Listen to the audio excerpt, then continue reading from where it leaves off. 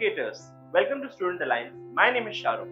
Now, whenever you're using a digital board, you always think of this option, what if I have to write more things apart from the slide option. Now, in the Bytello class, we also have an option called as mini board. So how to access mini board? Go to your Bytello class application, just click on mini board. Now, mini board almost acts like a slider where if you scroll it up, it will go away. So at the same time, in case you want to write something on the mini board and you want some content to be displayed here, you can go back to your main board just through a click. That way you are able to access the normal board with lot of slides and the mini board. Thank you so much.